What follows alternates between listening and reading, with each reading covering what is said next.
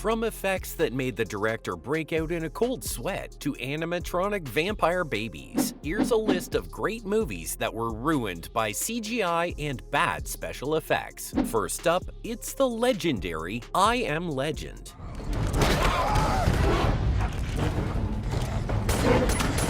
When Will Smith was set to take center stage in a gritty adaptation of this classic horror novel, everyone was super excited. And to be honest, the first 40 minutes of the film really delivered on the hype that had been set up. So it was great world building with a stunning visual of Robert Neville going it alone in a post-apocalyptic atmosphere. And then, the Darkseekers showed up. The first humanoid threat that Neville had to face was followed by a deluge of CGI monsters that totally messed up the dark and brooding tone of the movie. Director Francis Lawrence wanted the Darkseekers to be played by actors, but the practical effects just didn't work out, and the schedule was tight. But when Lawrence first saw the dailies, he broke out in a cold sweat. To him, it looked like mime artists running about Washington Park. That's a great way to put it for sure. It just didn't work. And speaking of stuff that didn't work, I've just gotta talk about the CGI in The Hobbit: Battle of the Five Armies.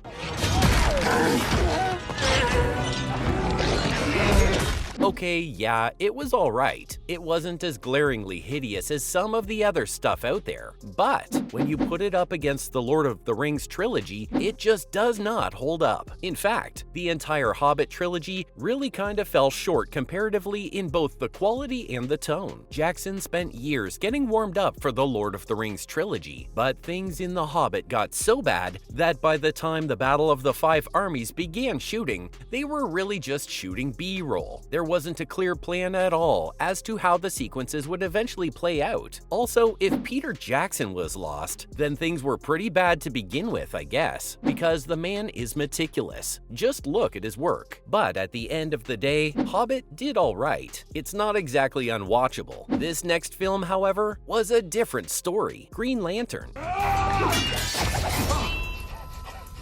Now we know Ryan Reynolds can play a superhero with a cool, sarcastic vibe. Who doesn't love Deadpool? But Reynolds couldn't quite sell the glowing green hero he played long before Deadpool. According to the actor, the film never got much success because it had a bad script. But honestly, the CGI was a bit too much too, and it was mediocre CGI at best. Screen Crush remarked that Green Lantern was mostly Ryan Reynolds flexing in his CGI suit in front of CGI aliens in a CGI world. They said that nothing in it seemed real at all. Even the sense of adventure was kinda dulled, and the digital work was done poorly. I mean, Ryan's great at what he does. Maybe he needed a bit of real world to deliver a good performance. The green-screened environment of the movie didn't help enhance the performance. Maybe not everything is suitable for CGI, and sometimes bringing CGI in where it could very well have been avoided can render a film unwatchable. Case in point, Twilight: Breaking Dawn.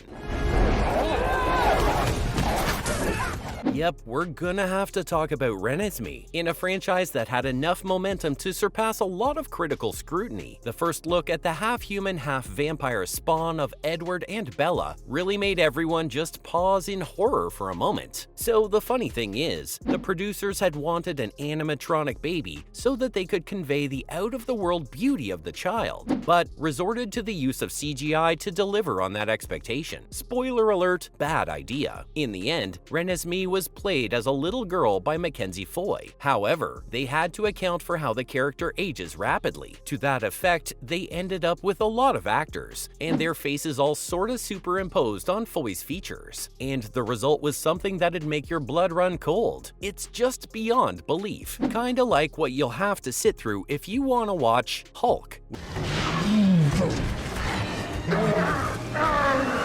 With Ang Lee in the director's seat, you can totally bet on the chance of seeing something super original. Looking at 2003's Hulk from the perspective of Marvel now, the film totally holds its own, but not when it comes to CGI. Now, Hulk as a character is pretty decent, until you get to the climax of the movie. Bruce has to fight his dad, who's got a lot of gamma radiation exposure, and a lot goes on. It's this kinda supervillain figure who can transform, move through solids, and control electricity. But when Banner Sr. takes on the form of a storm cloud with Nolte's face sort of battling a green bean, well, patience begins running thin. You know something is going on. The problem is, it's hard to figure out what that something is. Kinda like it was impossible to figure out what was happening in this next movie, Cats. Cat is so clever. One doesn't simply talk about bad CGI without pointing the finger at Cats. This movie did not land on its feet like the creatures it was based on. The almost creepy visuals played a huge part in that. It's a problem for the ages. Who thought that putting cats and humans to make a cat human using CGI would be a good idea? I demand, who? Also, the film was kinda off in terms of dimensions too, which didn't add much to the already dwindling appeal. The characters seemed small compared to their surroundings. It gave the impression that it was an unfinished movie that was rushed to the theaters, and the horrible lighting at times made the characters even worse somehow. It begs the question, why make a movie like this? With so much star power, what a waste. Yikes. Moving on, this next film used CGI to create something so bizarre, it's horrible and unforgettable at the same time. Justice League. We need to restrain him.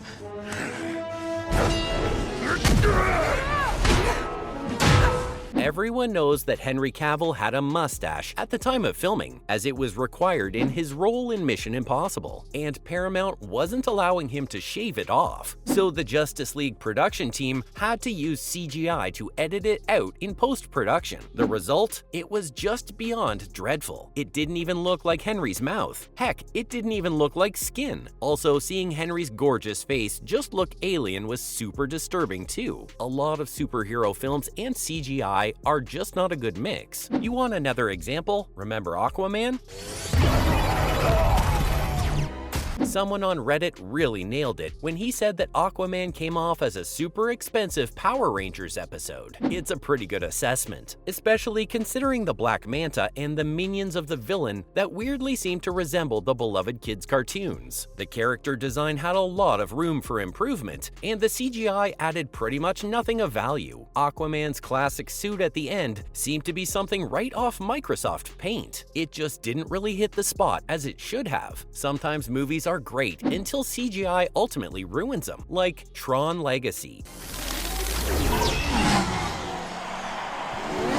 First things first, this film had pretty awesome effects. The dystopian setup and the rocking soundtrack really gave a great vibe to the whole thing. And then, when it came to Kevin Flynn's entry, a young Jeff Bridges appeared with a heavily CGI'd face. The AI villain immediately led to a lot of mockery. Rumor has it, some people even said that it was hard to even take it seriously because he just seemed to have had an unfortunate incident involving Botox. It came off as silly at the end. And there you have it. That was all about great movies that were ruined by CGI and bad special effects.